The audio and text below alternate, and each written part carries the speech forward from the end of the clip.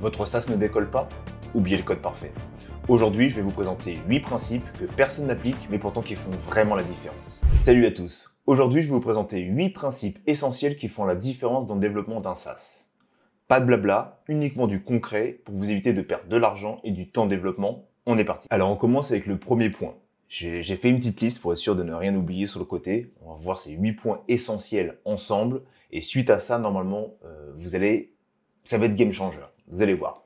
Dites-moi en commentaire à la fin de la vidéo, restez bien jusqu'à la fin.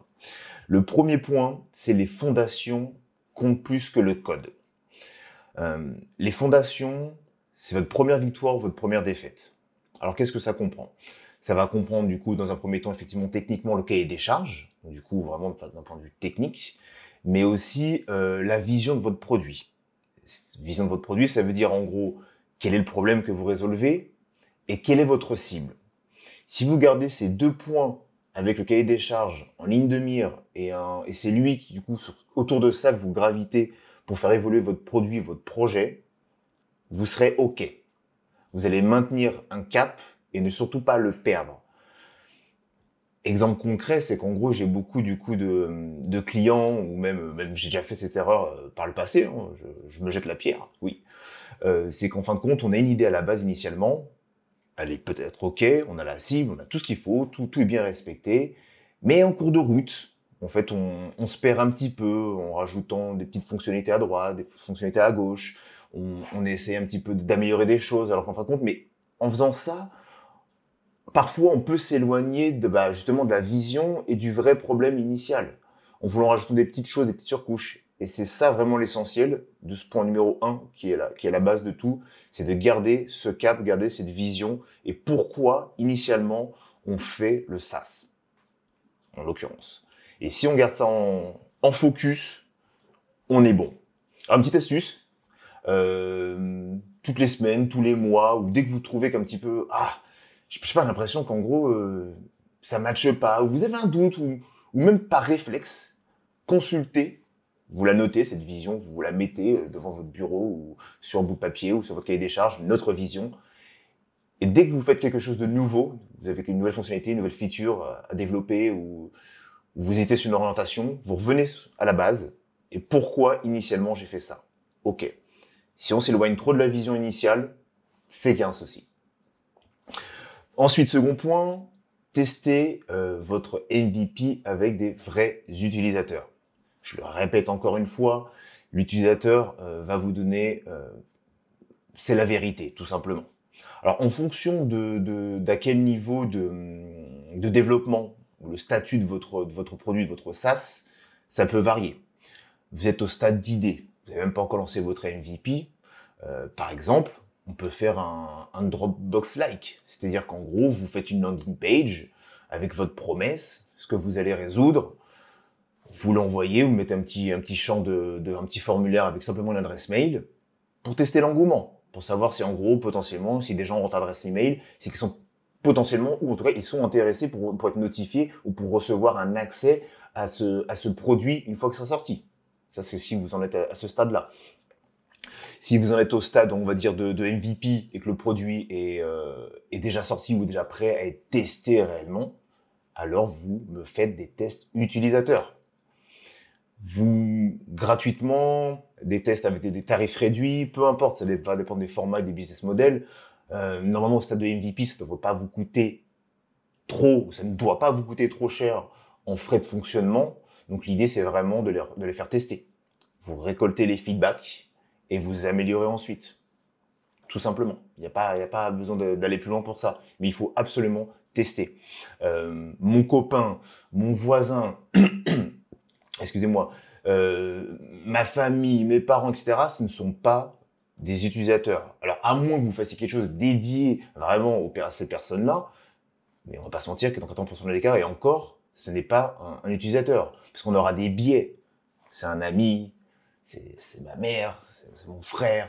Il y aura toujours des biais qui rendront pas le test pertinent ou objectif potentiellement.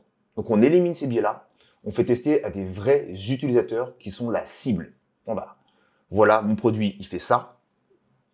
Teste-le. Qu'est-ce que tu aimes? Qu'est-ce que tu n'aimes pas?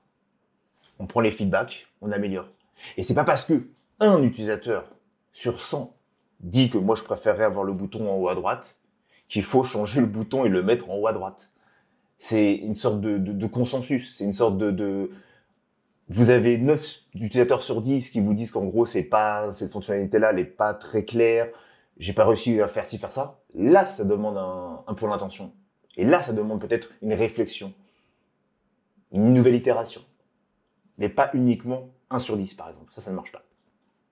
Voilà pour le second point. Je pense que je l'ai assez évoqué dans les vidéos précédentes. Je le rabâche encore une fois ici, mais encore une fois, c'est essentiel, donc je peux pas me permettre de pas le citer, de pas l'évoquer. Troisième point, j'avais noté quoi? Un design épuré, qui facilite du coup l'utilisation et l'adoption des utilisateurs.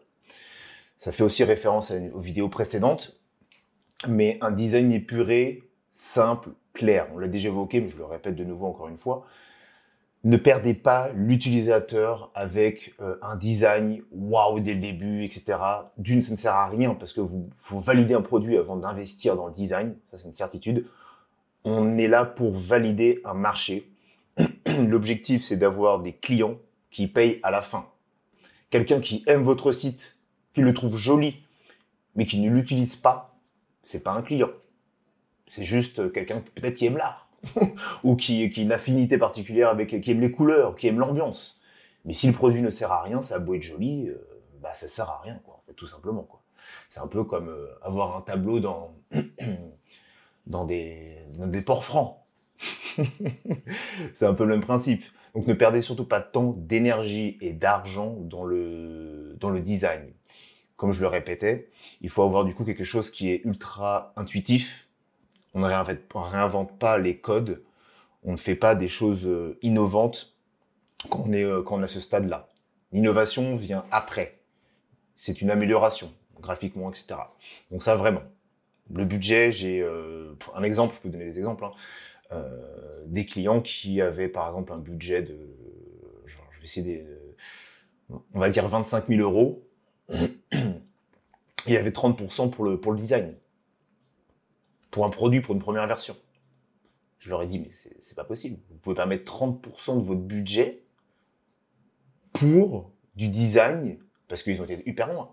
Les maquettes, Figma, au pixel, parfait, tout ça. Non. Vous savez même pas si le marché va répondre oui ou non. Ne perdez pas de temps dedans. Bon. Le client est roi, comme on dit. Ils ont décidé de ne pas écouter les conseils. Ils ont quand même investi ce budget-là, etc., etc. Bon. La suite, je pense que vous la connaissez. Pas besoin d'aller plus loin, vous avez compris. Qu'est-ce que j'avais noté d'autre? J'avais noté l'automatisation. Oui.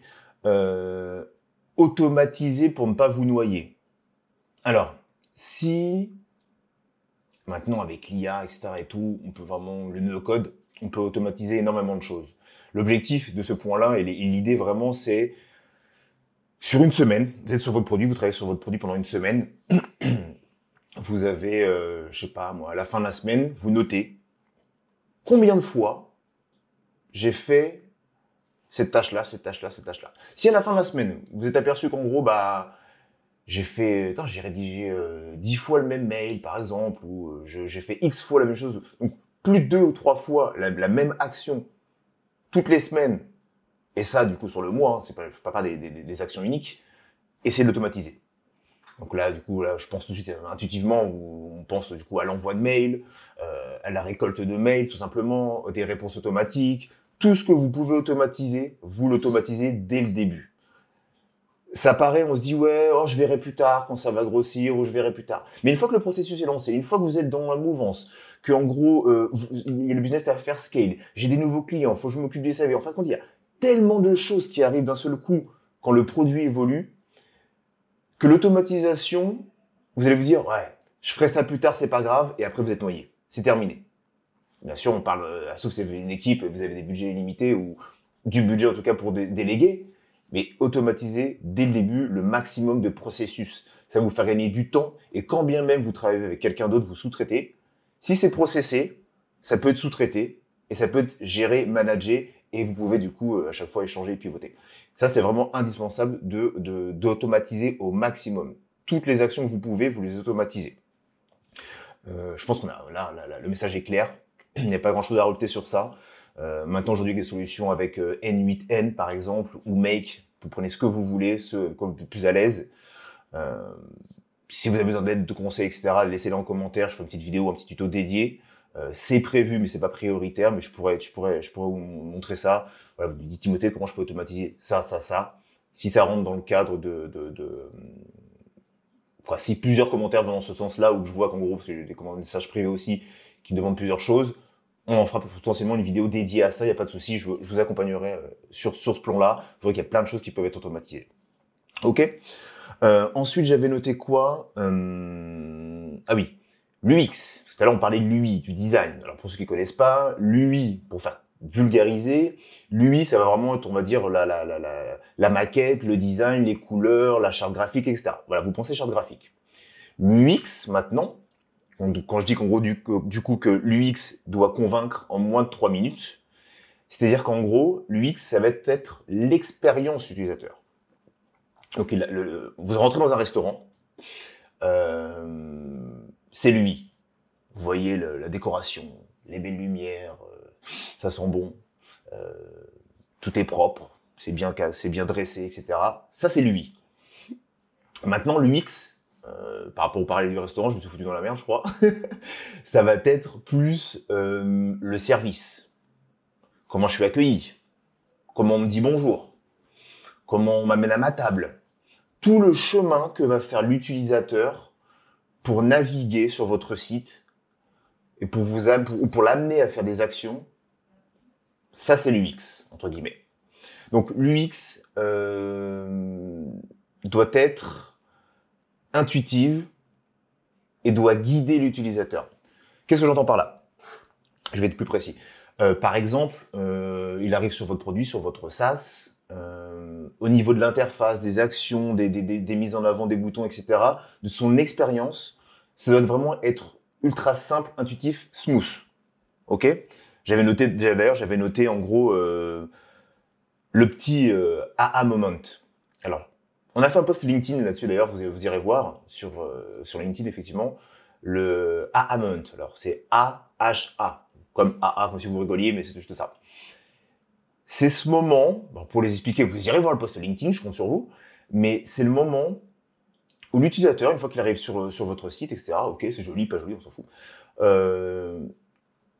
il navigue, et à un moment donné, il est là avec son collègue, t'imagines, là je suis avec José, hop, j'arrive, je regarde le site, etc.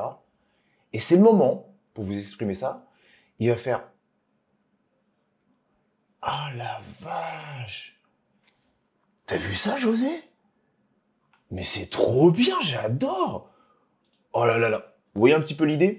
C'est le moment où l'utilisateur va comprendre la valeur de votre produit. Et ça, c'est grâce à l'UX, à lui aussi intimement, certains me diront, mais c'est grâce à ça.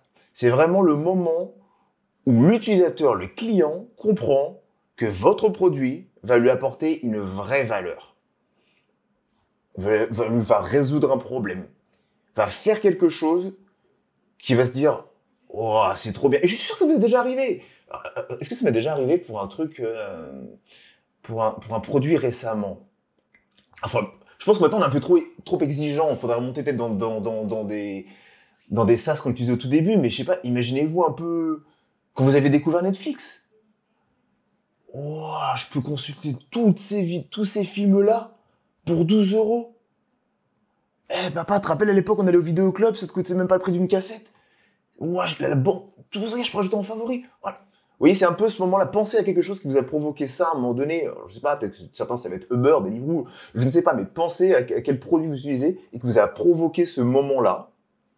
Et en fin de compte, c'est ça. C'est ça le UX, c'est ça le AA moment. Et c'est ça que vous devez provoquer chez l'utilisateur. En conclusion, il doit comprendre en moins de 3 minutes qu'est-ce que fait votre produit et que ça lui provoque ça. Ça lui provoque vraiment ce côté « Waouh, trop bien, ok, je sais ce que ça fait ce produit-là, je le veux. » Voilà tout simplement pour ce point-là.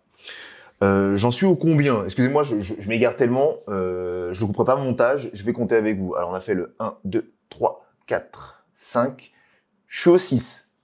Normalement, si je ne dis pas bêtise, je suis au 6.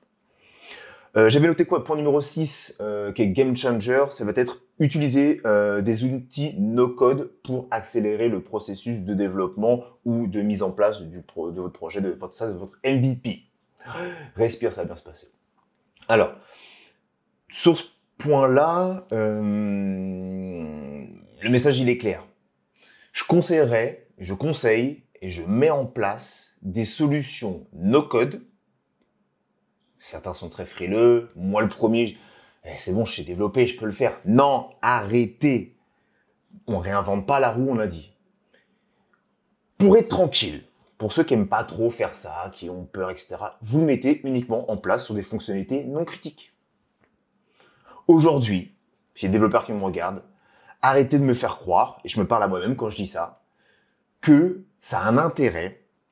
Je sais pas, quand je dis non critique, je peux penser par exemple au formulaire de contact. Je suis désolé, redévelopper sur mesure un formulaire de contact, un contact form, peu importe ce que vous voulez, ça ne sert strictement à rien. Il y a des outils no-code, vous les branchez, vous mettez le petit champ, email, c'est connecté, c'est en no-code, on réinvente pas la roue. C'est pas une feature qui est critique, c'est pas une feature elle est indispensable parfois, c'est très certainement la plupart du temps, il faut un formulaire de contact, mais c'est pas critique en termes de données, de sensibilité de données, on s'en fiche, c'est juste un adresse mail, et vous allez rien refaire d'exceptionnel, à perdre du temps, perdre de l'argent, perdre de l'argent parce que vous avez demandé à un développeur de vous faire un formulaire de contact, arrêtez. Je vois encore trop de gens qui me demandent, mais ouais, tu peux même développer ça, etc. Non, ça existe. Ouais, mais je préfère. Je vais pas refaire la même chose que. Je peux même pas compter le nombre de solutions qui proposent des formulaires de contact intégrés, par exemple. C'est du no-code, c'est très bien, vous mettez ça en place, ça vous prend 5 minutes. Un développeur va vous facturer ça une journée et demie, une demi-journée, peu importe s'il est sérieux, honnête ou pas, vous allez payer pour rien. Lui, il va faire un truc, il va copier-pasta de je ne sais où. Vous n'aurez même pas la garantie de la maintenabilité. Arrêtez. Vous faites du no-code pour toutes ces fonctionnalités qui ne sont pas critiques. Vous mettez du no-code tant que possible. Encore une fois, je parle dans le cas où si on est sur une solution sur mesure, on est en train de développer son propre produit, je suis dans une solution sur mesure, je vais pas m'amuser à mettre potentiellement du no-code. Je pourrais mettre un embed, une iframe, tout ce que vous voulez, du coup du code intégré dans mon application qui est elle sur mesure. Vous pouvez tout de même.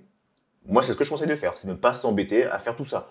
Alors, en général, les développeurs qui ont des bootstraps, etc., des templates et tout, on en reparlera dans une vidéo encore, mais ça peut être simple pour eux. Mais là, je m'adresse à ceux qui ne sont pas forcément développeurs et ceux qui veulent mettre des solutions en place rapides, non coûteuses et qui ne sont pas critiques. Du no-code, tout simplement. Pas de souci, ça marche très bien, c'est sécurisé, il n'y a plus rien à prouver maintenant. Les détracteurs du no-code pourront dire ce qu'ils veulent, ça a été testé, éprouvé, et même que ce soit dans un MVP ou dans des SaaS ou pas, ça fonctionne très bien, je vous garantis. Ok. Qu'est-ce qu'il y a d'autre qui non critique qu'on pourrait mettre? J'avais noté peut-être un autre exemple au niveau du no-code. Les dashboards.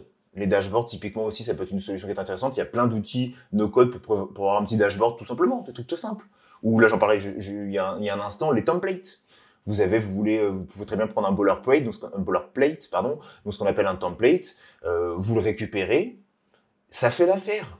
Si un contenu du code, no code, peu importe, mais un contenu existe déjà et amène 100% de vos attentes, répond à 100% de vos attentes, ça ne sert à rien de le développer. Encore une fois, je parle dans le lancement d'un SaaS, etc. Après, quand on évolue, on est propriétaire de son code, etc. Là, je suis d'accord. Mais au début, quand on teste et tant qu'on n'a pas un marché, tant qu'on n'a pas au minimum 100, 200 utilisateurs, ça fait très très bien l'affaire, il n'y a pas de souci. Donc voilà, je vais m'arrêter là pour là-dessus, mais le no-code en tout cas, vous l'avez compris, n'hésitez pas, ça fonctionne très bien et il n'y a pas de risque plus que de mesure. 7e et avant-dernier point, j'avais noté du coup, planifier votre roadmap pour éviter de dériver. J'ai noté ça mot pour mot, attention. Et ça, en gros, ça rejoint un petit peu la vision du départ. C'est-à-dire qu'en gros, la roadmap, il faut la poser. Ok, au début de la vidéo, on a dit du coup sur le point numéro 1 qu'en gros, j'avais un cahier des charges qui est corrélé avec une vision. Cette vision-là, et ce cahier des charges va me donner une roadmap quand vous commencez à développer votre produit, vos features, fonctionnalités. Vous posez une roadmap. C'est-à-dire qu'en gros, je commence au mois de mars, etc., etc. Je commence par développer cette fonctionnalité-là qui est essentielle. Je fais ça, j'avance, j'avance, j'avance.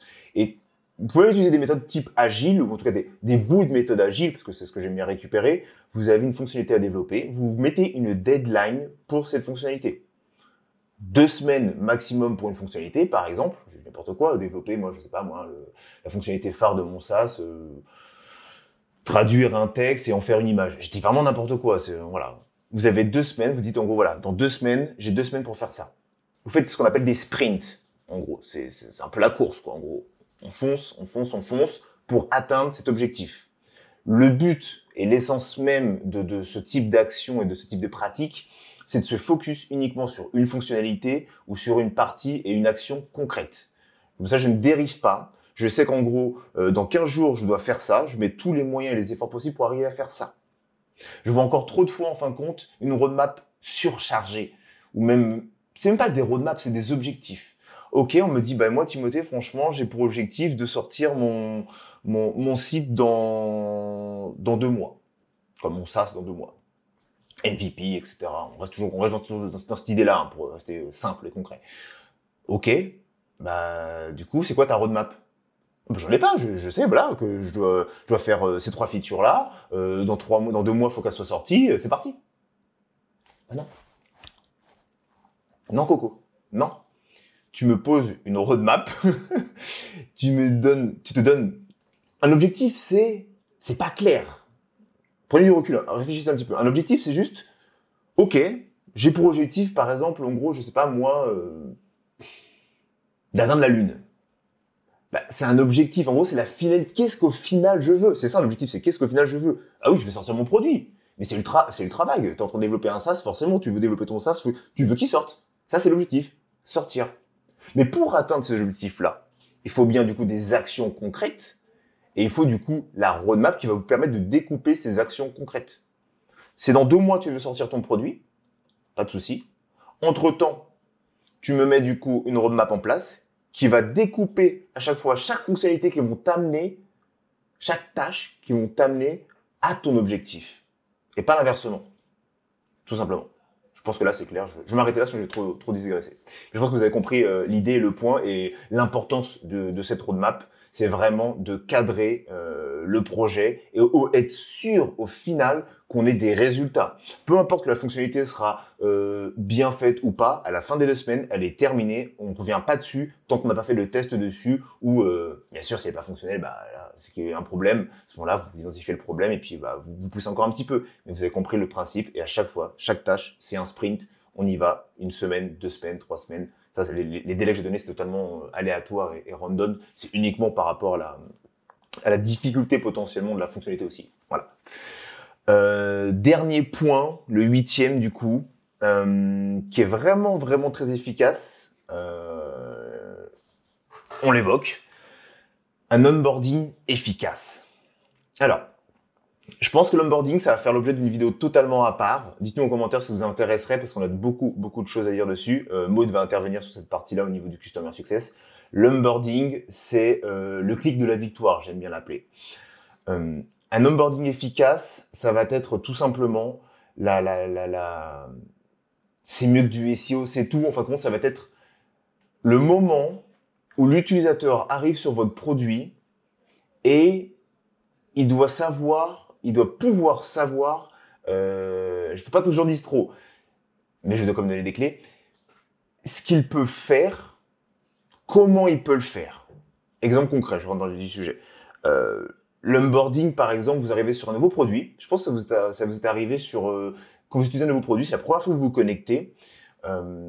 L'onboarding, c'est le moment où, qu'est-ce que je peux faire comme action? Où je dois aller? Quel chemin je dois faire pour réussir à faire l'action pour laquelle je suis venu, je me suis inscrit ou j'ai payé.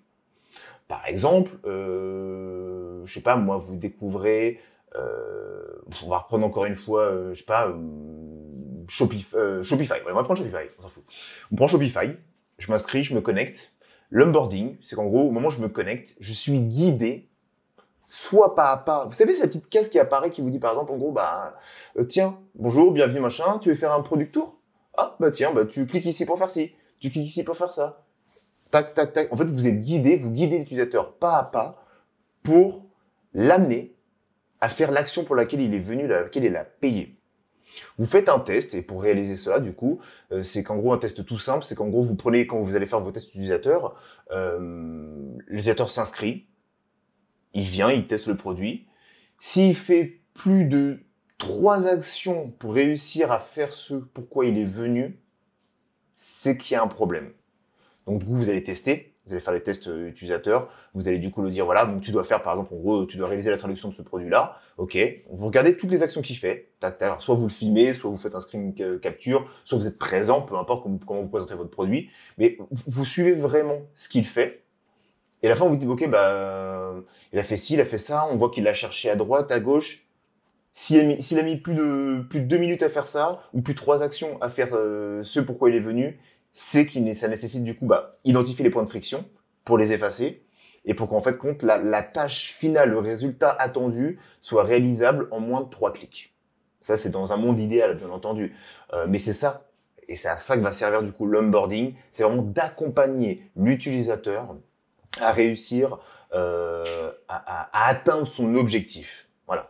Sinon, ça amène des frustrations, tout simplement, et énormément d'autres choses qu'on verra. Donc, dites-moi en commentaire si vous êtes intéressé pour la vidéo d'onboarding, parce qu'il y a vraiment beaucoup de choses à faire sur l'onboarding, et ça en lien étroit avec les feedbacks, le product tour et encore d'autres éléments qu'on citera plus tard. Et si vous êtes intéressé par ce genre de contenu et de vidéo, laissez un petit commentaire et on en fera une vidéo totalement dédiée pour vraiment clarifier tout la partie onboarding de votre SaaS, de votre produit, tout simplement. Voilà, vous connaissez à présent les 8 principes qui font la différence entre un SaaS qui stagne et un SaaS qui décolle. Si je devrais conclure sur une seule chose que vous devriez retenir, c'est de vous concentrer sur la valeur perçue par l'utilisateur de votre produit, tout simplement, et non pas sur les fonctionnalités que vous trouvez cool, amusantes ou je pense que ça va marcher. Ça marchera pas. Voilà, ces 8 principes sont simples, mais ils font vraiment la différence avec un SaaS qui stagne versus celui qui décolle. Si vous devez retenir une seule chose, j'ai envie de dire, c'est concentrez-vous sur la valeur perçue par l'utilisateur. Et non pas sur les fonctionnalités que vous trouvez cool, amusantes, fun ou peut-être qu'elles marcheront. Moi, je vais vous laisser ici pour cette vidéo-là. Si ça vous a plu, n'hésitez pas à vous abonner, à liker et dites-nous en commentaire quel principe vous préférez le plus ou avec lequel vous apportez le plus d'attention actuellement sur votre SaaS. Et je vous dis à bientôt. Ciao!